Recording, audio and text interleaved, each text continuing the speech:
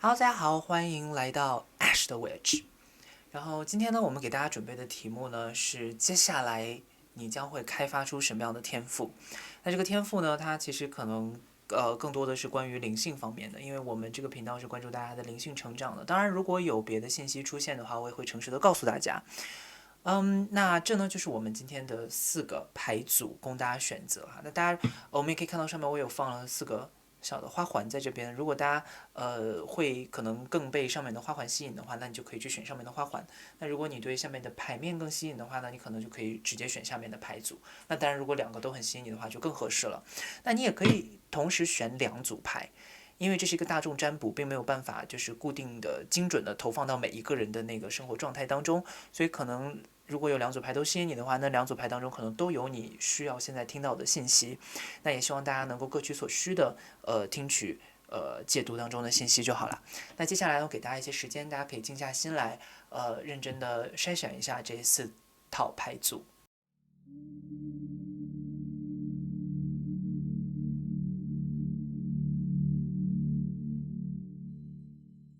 那大家选好牌之后呢，就可以直接在我们下方的进度条里面，不是进度条，那叫什么？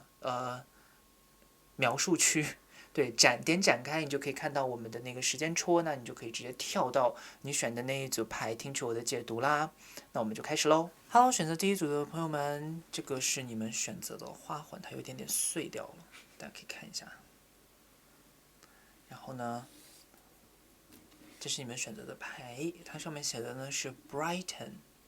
是一个非常，我已经感觉到一些很快乐、很阳光的能量了。我们先来看一下你们的神谕卡有什么样的信息给我们哈。Honey Bee，怎么会这么巧？就是刚说完很快乐的部分就来了。你看，这有黄色的颜色在这里。他写的是 Divine Feminine，OK，You're being called on to rise。Wow，可能这一组的朋友们已经感觉到你们可能在打磨自己的女性气质或者什么之类的地方。那这个部分可能是你们接下来要发现。那女性气质这边 feminine divine feminine 可能更多的是像是你们的感性，或者说你们可能比较直觉的部分，然后比较没有那么具有攻击性的部分，可能这个地方是你们在接下来可以慢慢开始觉醒跟打磨的部分了。OK，那接下来呢，River Woman，怎么会这么巧？就是就是大家看这个信息其实很明确，就是在告诉我们这是一个你知道非常以女性能量为中心的一个在展现自己的部分，所以可能这一组的朋友们我已经发现你们就是阴性能量可能是跟阴性能量相关的一些天赋，可能是你接下来会开发出来的一个很明显的天赋了。那我们看一下塔罗牌的部分哈。哇哦，OK，然后正义，Ten of Cups。The Tower, okay. King of Wands, Empress，然后最后一张 The Sun，OK，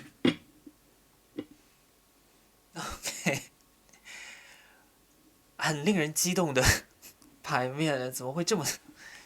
厉害呀、你们这一组朋友们，就是很少会一个 spread 出现这么多大牌。我们数一下，1、2、3、4、5、6，6张大牌，我总共抽了8张，6张大牌，哎，这个应该我感觉是一个非常非常巨大的转变，对于你们来说，你们可能现在正在经历一个非常大的变化。那这个大的变化呢，可能我觉得它更多的还是关于，就像我们刚才说的，其实所有信息都在指向这边，就是这个所谓的 divine feminine，就是一开始出现的这个牌组的信息。那这个 divine feminine 后面是怎么样链接起来的？这个我等一下再跟大家具体的去讲。但是我们可以看到这个牌面上面的状态来说的话，你们应该是首先在现在这个时间点里面，你们是有一个非常非常巨大的major change。OK，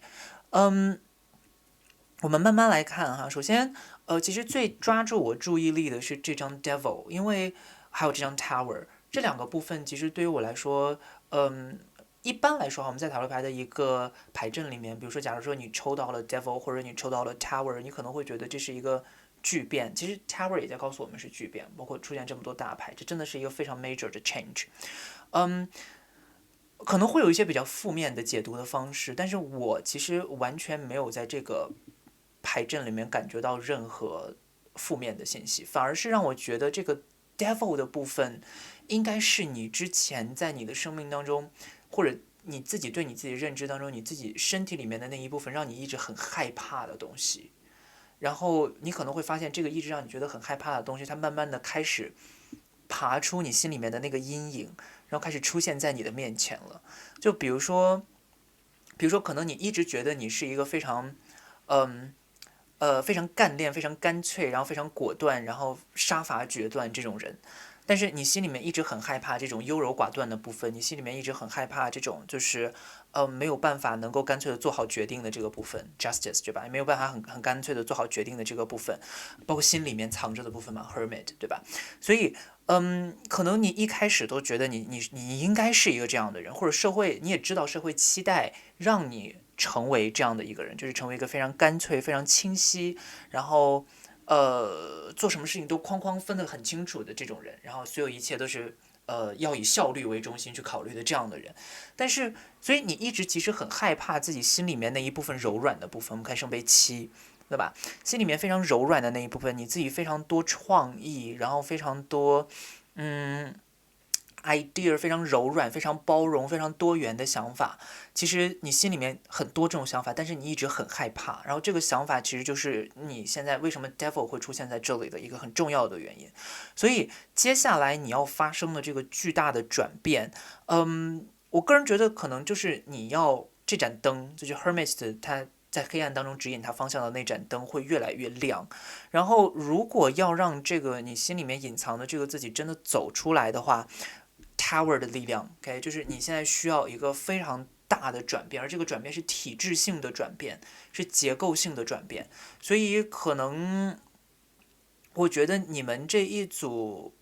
抽到这一组牌的朋友们，可能你会发现，当你让自己心里面那个你一直觉得恐惧的人走出来，或者你自己愿意，我觉得这张牌还有一个信息哦，就这个 Hermit 这张牌还有一个信息，就是你自己愿意主动走进黑暗当中去认识那个你一直害怕的自己。那因为这样的，因为你做了这样一个行动之后，你就会开始发现，当你接受心里面你最害怕的那个自己的那一刻起，你就会开始发现，一直以来你相信的东西，或者一直以来你尝试去追求完成的那个自己，其实它是被体制结构出来的一个自己，它并不是你自己真的，就是它并不是真理。然后当你发现这件事的时候，你可能会经历一个对世界认知、对结构性认知的一个崩塌跟一个转变。所以我觉得这个，因为我也有很多朋友，他们在算命的时候啊，或者他们在这种就是占卜的时候，也会经常说他们自己的这个，尤其是占卜能力或者灵性的提升，其实都经历一个扒皮的过程。我觉得你们现在，我觉得这个词特别好，就是你要去能够很痛，就是这个过程很痛，可是你会发现，当你经历结束了这段过程之后，你会有一个完全新的对自我的认知。所以我觉得你们就是 right now 就正在经历这样一件事情。包括这里你也能看到这个 The Empress 这个皇后这张女皇这张牌，其实它也是在告诉我们，你要向自己心中的那个女性力量去臣服。而且其实 Justice 这张牌，我们刚才说到了做判断，说到了这个世界上面对一些东西的分化的方式，比如说归类啊或者什么的这种方法。但是你可能之前会觉得说，哦，分类嘛，那你如果要归类的话，就要清晰的把它归到一个框框里面或者怎么样。但是现在，尤其是你的心中正在觉醒的这个力量，它正在告诉你说，其实不是的，这个世界上并没有说每一个东西都有清晰的归类，都有清晰的分类。就像这张牌一样，我们看到，尤其是这一副牌里面的这个 Justice，它是一个女性，对吧？就是 Justice 是女神，所以女性的阴性力量其实才是应该让你做判断的一个很重要的基准在这里。OK，那包括最后有 The Sun，对吧？所以你会发现一个非常明白的就是太阳的能量。包括这张牌，大家如果仔细看的话，也能看到它是一个母亲在抱着一个孩子，所以它也在告诉我们这种就是母性的能量、阴性的能量、女性的能量、神圣女性的能量，所以它都在告诉我们这些东西，而且包括这张 King of Wands，我们看这副牌，就是这一组牌里面，它对 King of Wands 的解读是一位女性坐在一只狮子旁边，那我们也能看到，就是它其实跟力量那副牌非常像，跟力量那张牌非常像。什么意思呢？因为狮子一般在我们的文化当中代表的是一些比较具有攻击性的、比较男性的力量，所以，这张牌它也在告诉你们说，你们要尝试让自己用自己心里面的那个女性的力量，用那个阴性的力量去驯服一些可能你心里面觉得比较有攻击性的，或者能够伤害到别人，甚至伤害到自己的一些力量。所以这副牌，我觉得你们这一组抽到这一组的朋友们，我能感觉到你们有，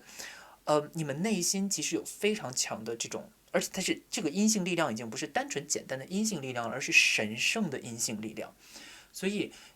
选择这一组的朋友们，你们正在觉醒这样的天赋。你们可能现在会觉得还是有一些害怕，有一些畏缩，但是不用担心，就至少这个牌面上面告诉你的是，你是要勇敢的朝这条路上面去走的。相信你现在心里面，你很害怕，但是你又很想看到的那个人，其实才真的是你应该放出来的人。OK，那这个呢，就是我们今天给第一组朋友们的解读，非常非常美的信息。也希望你们能在这个接下来的转变当中呢，找到真的自己，让自己过得更快乐。好吧，那如果你喜欢我们的频道的话呢，就不要忘记点赞订阅，然后也不要忘记打开小铃铛。那这个就是我们今天给出第一组的所有的解读啦。希望大家能够喜欢，拜拜。OK，选择第二组的朋友们，大家好，这个是你们选到的牌组，看一下哈，Protection。OK，然后你们选的花这个啊，非常像感觉要结婚的感觉，有没有 ？OK，我们来看一下你们的神谕卡上面有什么信息。其实从这个 protection 这个部分，我首先能感觉到的，其实，有点像你们接下来可能要学会的是，接下来你们的天赋可能是跟保护有关。那这个保护，我觉得啊，可能是跟划清你自己的界限，还有分清别人，然后摸清边界感，勇敢的去探索边界这件事情有关的。我们看一下塔罗牌的部分哈，Sea Turtle，OK，Conservation，OK，是，怎么会这么巧？今天怎么了？就是这两张牌，为什么我会觉得它们巧呢？其实一个 protection 的能量，还有一个 conservation 的能量。其实 conservate 是什么 ？conservate 也是守护、保护。你像我们有时候就是动物保护组织用的那个英文词也是 conservation，然后还有一个就是 conservative 是比较保守的这种感觉，所以可能它都是因为海龟嘛，对吧？它有一个壳保住自己心里面的那个内心的部分，所以可能保护自己。可能也是你们这一组的朋友们在接下来要开发出来的一个很重要的天赋，也就是说，你们可能在之前的人生当中，尤其对于自己所接受的能量，对于自己所认识的人事物，都没有经过特别清楚的判断。你就想说，哦，我觉得这个人 OK，我想要把他接收到我的生命当中，我就接受他进来了。但是这些关系很有可能是有毒的。所以我觉得你们很有可能在目前的人生当中都经历过，多多少少经历过一些有毒的关系。Thunderstorm，OK，所以我能感觉到这个变化还是蛮大的。然后 Thunderstorm，我直接看到这张牌之后的直接的感觉呢是能量的一个很剧烈的流动，所以也是这种，就是因为它要经过摩擦嘛，就是怎么样去产生一个就是这种暴雨或者雷暴天气，它是通过云层跟云层之间的摩擦，然后才会产生这样的巨大的能量。所以我觉得对于你们来说，你们是需要跟别的人去接触的，你们是需要跟世界去接触的。可是这个接触的过程、接触的方式，有的时候会很剧烈。那这个剧烈其实并不完全是坏事，它有可能会给你带来一个非常大的在认知上面的改变或者什么。所以我也能感觉到，对于这一组朋友来说，也是巨大的一个变化。但是你们一定要注意的就是，就像我刚才说的这些，不管是有毒的关系还是怎么样的，它都有可能会，drain your energy， 就是它就有可能会让你的能量被拉低，去怎么讲夺取你的能量，所以你还是要注意一下这个部分的状况。我们来看一下塔罗牌会给我们什么样的信息啊？第一个呢是 King of Wands， 然后是 Eight of Wands。OK，Ten of Pentacles。The Chariot. Okay. Two of Wands. Nine of Wands. What? Six of Pentacles. Knight of Wands. What's happening? 你们怎么这么多权杖啊？全都是权杖哎，然后有2张是星币。OK， 所以我觉得选择第2组的朋友们的话，很有热情，然后意志也很高涨，对吧？所以如果关于这个部分的话，我觉得啊，因为会有这么多权杖牌，而且还有权杖2、权杖骑士这些的，都能感觉到你们是那种就是往前冲的能量很强的那种人，所以你们之前做决定，或者你们在人生当中之前遇到一些事情的时候，你们都非常的果断、干脆，做事情非常果断。包括这边也有这个战车的能量在这里，都非常的果断，非常的干脆，愿意去就是往前冲、往前走，而且大家很被你吸引啊。就大家，尤其你这种能量，会让大家觉得说，哇，这个人好果断，这个人身上有一种那种就是像火一样，像太阳一样的能量，让人非常想要去追着他跑的那种感觉。所以呢，你自然而然的，你天生就带着这种能量，就会来吸引来很多，你知道这种就是有的没的的人。OK，比如说像这里 Ten of Pentacles， 或者像这里 Six of Pentacles， 就是星币10跟星币6，其实你也能看到它都有一种就是某一些东西围绕着一些人的感觉，所以可能确实有一些，就不管是其实物质上面呐、或者是精神上面啊，大家都会比较愿意去追随你，大家都觉得你往前走的方向或者你要做的事情都是对的，所以你身上有非常强的这种，我觉得你们选这组的朋友们是不是大部分都是火象星座啊？不然怎么会这么明显？但是，如果是这样的话，其实我觉得可能也正是因为这个原因，所以你们这一组的朋友们呢，可能更多的还是为什么啊？就是为什么会出现 Sea Turtle 跟为什么会出现保护这个力量？其实我觉得就是因为你们有这样的性格，你们会遇到这样的人，所以可能接下来的一段时间，注意哦，这个地方是有一个警告的，就是接下来的这一段时间呢，你们可能会经历一些，我不想把词用的太重哈，但是我也没有想到特别更轻的词，所以大家不用把它理解的那么重啊。就比如像一些小的背叛呐、或者像一些人际关系当中的一些不是让你觉得非常顺利的一些事情，就是明明这些人他自己来找我，结果他自己追随我，自己愿意来找我，结果自己还要伤害我的这种感觉的关系，可能会在最近一段时间会比较多的出现在你的生命当中。那因为你本身就具有吸引关系的能量，这个能量本身是好的。可是呢，你们现在要知道的就是你们要在，因为当宇宙给你一个课题的时候，它会给你一些难题的，它不会给你那么简单的题目的。所以尤其是他现在希望你去锻炼这种保护自己、划清界限的这种能量。对不对？所以他就会格外的给你更多这样的，就是让你能够练习这件事情的机会。所以可能呢，在接下来的一段时间里面，你们会有很多的机会能练习这件事情。所以，你们把它当成一个课题去做，可能就不会那么的，沉重，也不会那么的有压力。说，OK，我一定要，我现在怎么又遇到这么倒霉的事情了，或者怎么样的？要记住一件事情，就是有一些课题呢，你一旦克服了，它就不会再重复出现了。但是你如果这次没克服，可能下一次或者下下次，它还会用同样的方式再重新出现在你的生命当中，不同样的方式，也许就是。方式可能会有很多变化，但是同样的课题，它一定你会发现，我去年经历的事情虽然跟现在经历的事情不一样，可是我会发现它的底层逻辑，或者它最后我最终要面临的选择，我最终要面临的问题都一样。那其实就是因为你之前其实并没有做完那个课题，所以你这一次还要再去继续做下去。所以大家可以把这次这个机会当成一个，就是我如果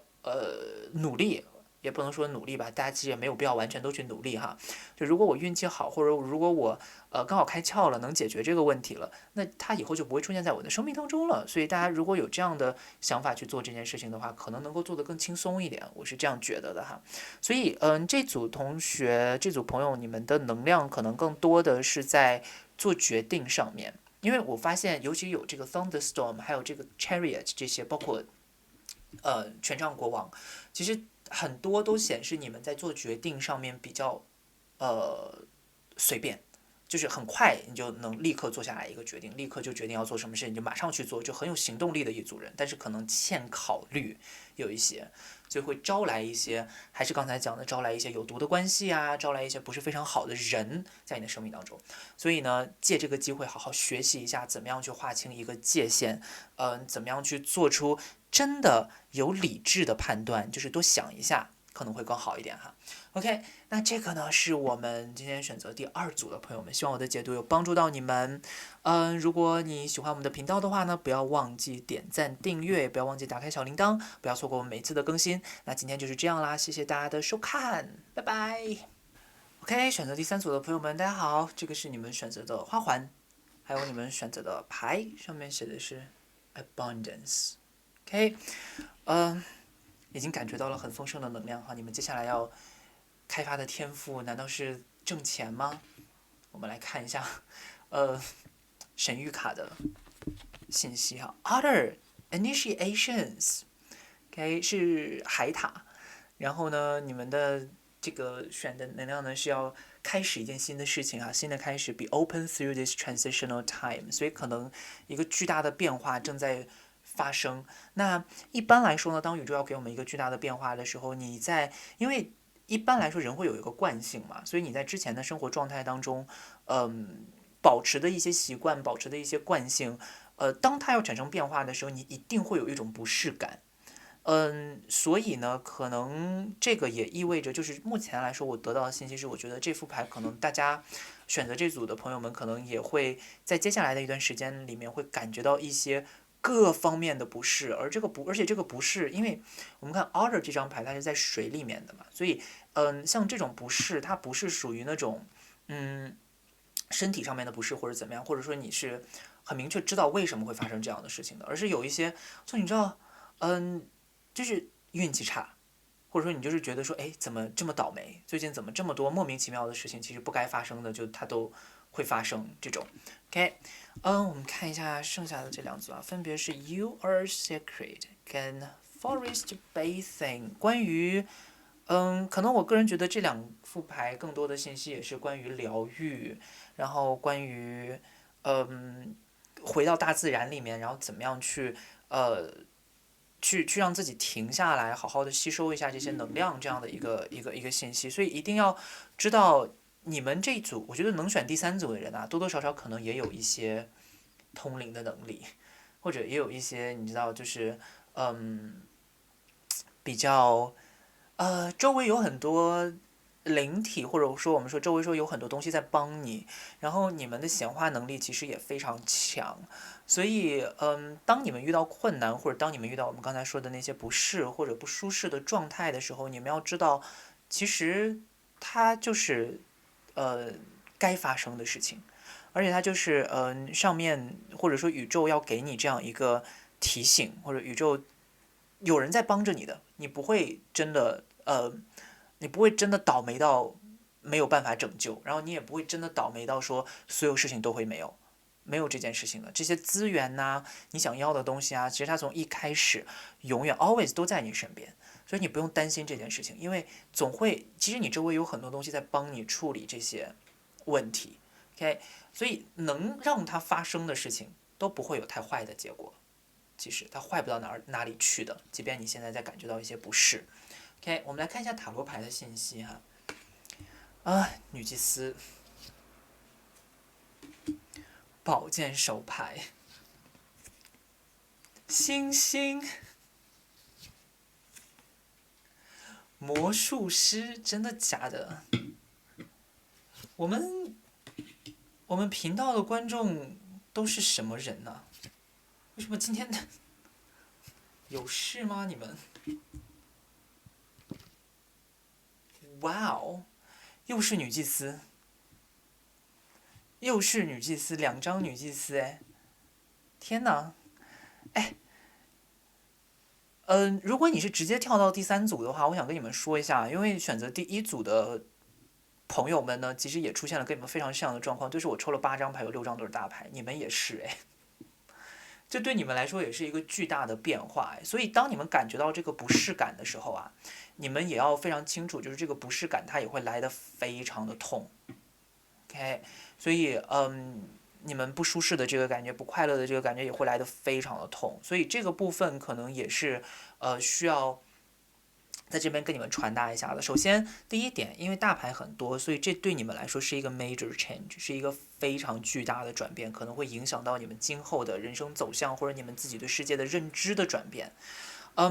而且包括这边 initiations， 这是开始的意思。那宝剑手牌也是宝剑的第1张牌，所以你们可能会开始慢慢的发现自己的行动力的部分，你们会开始慢慢的发现自己做决策的能力。OK， 判断的方式，你们可能会开始慢慢摸索出来，说以前你们在人生当中判断一些事情，或者比如说遇到一些困难的时候，到底该向这个人求助还是该向这个人求助？可是通过这一次事件，你会发现，哦，原来要向这样的人求助，或者原来要做这样的决定，原来要做这样的事情。OK， 所以你会慢慢的开始发现自己做决策上面的一些，学习到一些东西吧。OK， 然后呢？我们也能看到哦，sorry，你们是有5张大牌哈，不是6张大牌，所以但也是非常多了哈。而且其实最明显的就是这2个女祭司同时出现在这一组牌里面。那女祭司是什么？女祭司其实就是一些比较阴性的力量。那这个阴性的力量，它一般来说都会有一个波动。OK， 因为女祭司跟月亮是非常相关的。我们可以看到这张女祭司这里啊，她的头顶有一轮满月，对不对？我们这里看一下。大家看一下，它的头顶有一轮满月，然后它的背后呢有一轮新月，对不对？我们再看这张女祭司，其实它也是一样的。我们看它头顶有一个月亮周期，从新月到满月再到新月的这样一个月亮周期的一个标志，所以它也在告诉我们说，你们在经历的一切，或者你们接下来要发挥的这个东西，其实它更多的，首先哈，它是 magic， 是魔法，因为有 magician， 我们已经很明确的这个信息，你们能创造出来，你们的显化能力超级强。OK， 然后再一个呢，就是因为你们有这么强的显化能力，所以你们会非常明确的感知到你周围能量变化的周期，这就是我们说的月亮的这个月期的变化。所以，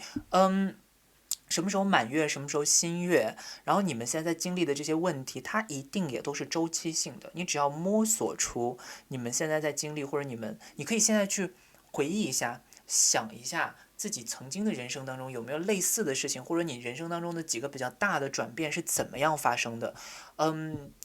巨细靡遗的把它们全部都回忆出来，好好想一下那些事情发生的过程，也许你就能发现一些规律，发现到底什么样的能量，你周围什么样的事情发生变化的时候，你要开始注意。所以这一组的朋友们，你们要发掘的能量，就是你们接下来要发现的天赋或者。开发出来的天赋，更多的其实是关于你们的直觉，以及你们，其实我个人觉得就是预知事情的能力，因为你们是非常有预知能力的一组人，然后，周围也有很多人在帮你们，很多人哈，打引号的人。OK， 然后接下来呢，我们也能看到这个就是星星这张牌在这里也出现了，它代表一个方向，所以呢，代表一个希望，一点点的小希望在那边，在漆黑的夜里面有一颗星，所以也在暗示着我们说，你们现在在经历的这个转变的期间，其实是非常比较黑暗的。其实星星这张牌，我们看它跟这个隐士这张牌在一条柱上面，你也能发现，因为隐士是在黑暗当中行走的一个牌，所以这2张牌在一起出现的意思呢，也是在说你们现在在经历的这个过程，可能是一个比较黑暗，你感觉好像找不到出口的这么一个路程，你一直范围很小的，就是集中在你自己手前面拿的这盏灯上面去看，说，哎，我到底能照亮多少地方？我自顾不暇。但其实当你放眼去看的时候，你会发现，其实夜空当中是有星星在指着你的方向的。所以方向没有丢失，也没有消失。你不要被你现在周围这种巨大的，可能你觉得困难的洪流，所迷失掉。你需要的是找到这个东西最终你真正想要的希望到底在哪里，去跟着那个希望走就好了。所以，你们这组朋友，我觉得就是怎么说，如果要讲的话，我觉得可能就是一个词，你们现在在经历的事情就是渡劫。所以渡完这个劫之后呢，你们其实在不管在灵性上面，还是在你们自己之后，甚至可能光凭你们的直觉，你们就可以做占卜了哦。你们根本不需要做什么牌之类的。我觉得这一组的朋友们真的是具有这样的能力的，对，那这个呢，就是我们今天给第3组的朋友们做的解读啦。希望我的解读有帮助到大家。那如果大家喜欢我们的频道的话呢，不要忘记点赞、订阅，也不要忘记打开小铃铛，不要错过每一次的通知。那如果你有什么让我们想要做的占卜，或者之后想要知道的东西的话，也可以在留言区告诉我们，我们也非常欢迎大家的反馈。好吧，那今天就是这样啦，谢谢大家的收看，拜拜。好，大家好，这个是选择第4组的朋友们哈，第4组的朋友们大家好，这个是你们选的花，然后呢，接下来你们选的牌呢是，对吧？这应该是紫罗兰吧，对吧？然后，是 attract，OK，已经感觉到一点就是你知道人际关系啊或者爱情魅力上面的天赋了，所以我们具体看一下，因为目前是这样，因为我们也不知道到底这个信息具体是什么样。我们先看一下神谕卡给我们什么样的信息哈。首先 ，Dear， 哦，这个是我们频道的 logo 哎，Trust 相信对吧？所以可能还是跟那个人际关系有关的，就是你是不是足够相信别人，然后或者你在人际关系当中感觉到的这个恐惧。OK，接下来呢 ，Spirit of the North，OK。如果是北方的灵的话，我个人觉得可能更多的是关于土元素的。那土元素更多的其实还是关于扎根、稳定，然后找到一个，或者说怎么讲，丰盛、安全感，这些信息可能是你们比较重要的信息。那这3个目前串在一起的话，我是觉得可能，你们还是要尝试。我觉得你们可能一直在希望能够吸引到一些人，或者希望能够吸引到，你们想要吸引的人。就是我觉得可能你们有一些爱情上面的困扰，或者说有一些感情上面的问题，尤其是人际关系上面的问题，在现在这一段时间里面，但是因为这个信息比较，你知道，你们这组牌的信息它不是那种明着来的，它可能是比较在暗里面有纠葛的那种感觉，所以我觉得你们可能自己也不是非常的确信，你们到底想要的是什么，所以可能自己在，尤其在这段爱情关系当中，你们甚至可能不知道你们想要吸引什么人，或者你们其实对你们吸引来的人本身其实也不是非常的确信说，哎，这个人好像是我喜欢的，所以其实你们一直有一个叫 trust issue，你们即便吸引来人，可能也会觉得说，哎，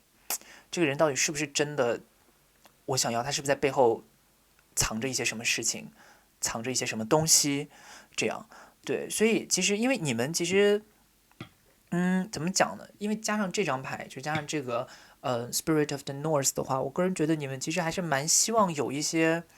安定稳定的东西，或者有一些东西能够告诉你们说，不管是这段关系还是什么的，我要是稳定的、安定的，有这种具体的、实际的物证，或者甚至哪怕他说一句话给你，你可能也会觉得比较安稳。你可能，但其实我觉得你们这组人可能更关心的是真正能够给到你们的东西，或者真正你们能够给你们证据，让你们确信这件事情就是这样的一些信息。所以我觉得可能更多的是关于关系上面，但是至于这个东西要怎么样牵扯到你们接下来要开发出来的这个天赋或者是能量，我觉得可能还是，我觉得从天赋上面来说吧，从 Dear 这张牌上面，还有从 Violet，其实我们都能发现你们是属于那种，天真烂漫，就是内心里面有这样的天赋的。OK，你们其实非常容易相信别人，非常容易相信别人，但是有可能是因为你们在相信这件事情上面过于的容易相信别人，所以才导致你们受到一些伤害啊，或者你导致你觉得，因为其实 Spirit of the North 还有一个解读方式就是它会代表一些困难，所以我觉得有可能也是在爱情啊或者关系上面你们感觉到一些困难，可这些困难其实大多数也都是来自于你们不管怎么样，比如说被背叛啊，或者你自己脑子里面想到的一些背叛的场景，让你觉得说，哎呀，我不要再去相信任何人了，或者什么的，可能有这样的就是对自己的怀疑。我们看一下塔罗牌吧，好吧。首先呢，第一个是圣杯一，你看也是跟感情相关的，所以我觉得可能接下来的你们，因为咱们做今天的这个题目，其实除了帮大家看大家的天赋之外，还有就是帮大家知道你们接下来要面临的课题是什么。因为当你开发天赋的时候，一定要解决一些课题，才能开发一些天赋出来嘛。所以可能你们接下来要面临的课题是感情上的课题。嗯，宝剑国王，我觉得你们是不是遇到了一些让你们觉得非常皇帝？就我觉得你们可能是遇到了一些非常具有吸引力的人。嗯，他可能有一点带有一些迷惑性啊。我们又看到了宝剑十，爱情上面的丢失自信吧，单相思的感觉还蛮重的。然后，尤其是遇到一些，就是你们知道，你们可能在遇到会现在，尤其是可能看这副牌附近的这个状态的话，我觉得你们可能，有遇到一些，我觉得你们喜欢的人吧，也不是完全属于那种，就是怎么讲？因为我不想在这边下定一个性别的那个限定，但是从这个牌面上面读到的信息来说的话，可能至少是不管是男生还是女生哈，可能是属于这种男性气质，呃，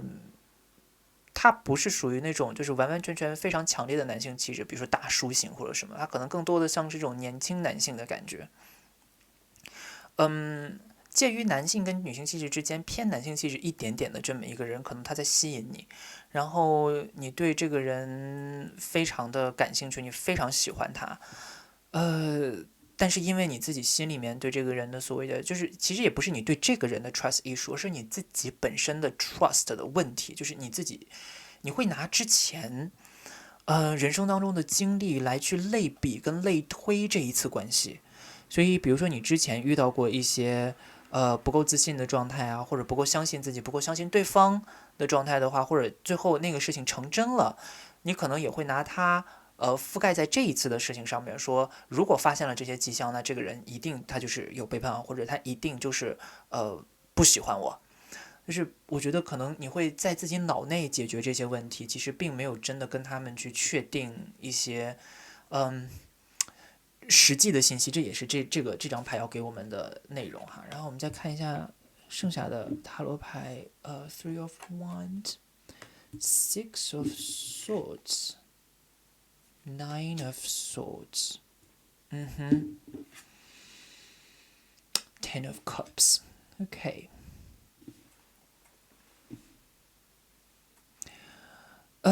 你们首先啊，我直接第一个感觉到的是这两张牌，就是宝剑六跟宝剑九，其实你都能感觉到一个就是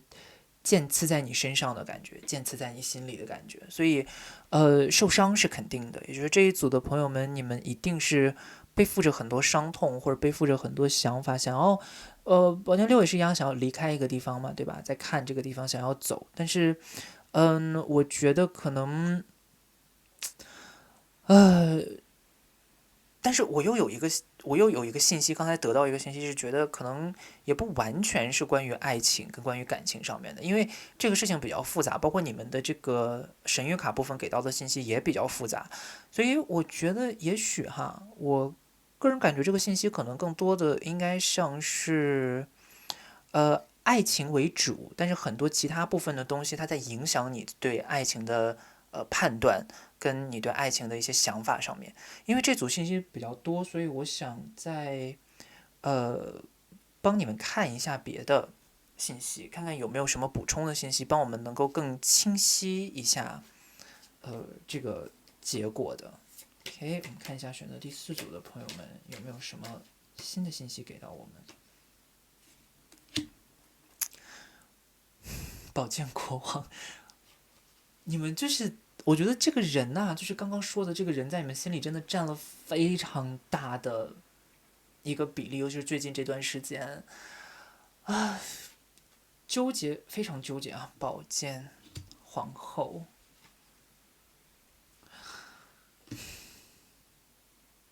星币10，我们再看一下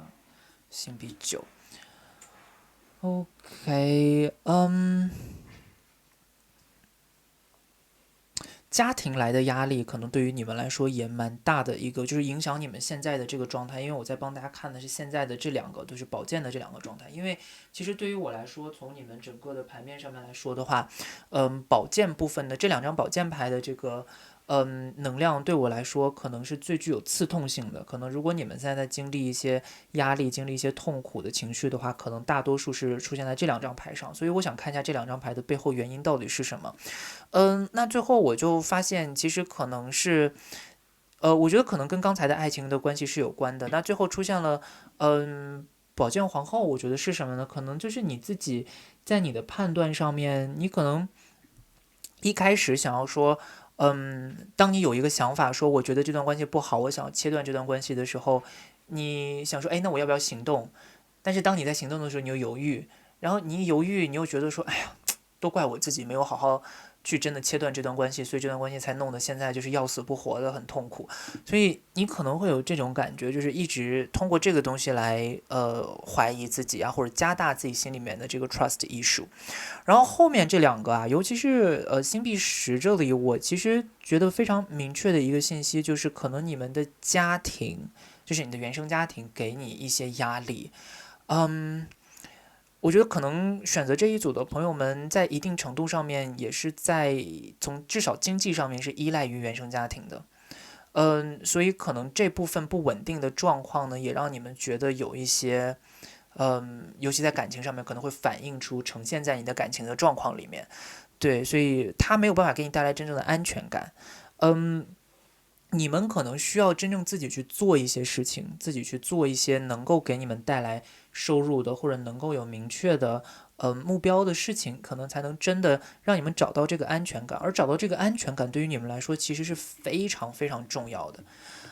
我想把这个宝剑国王留在这里，因为这个真的是你们这一组牌非常重要的一个问题。我觉得，其实我刚才也在发现，就是这个怎么说呢？因为咱们今天要做的是你接下来会有什么样的天赋被培养出来嘛，所以其实为什么会在这个时间点出现这个人，其实也是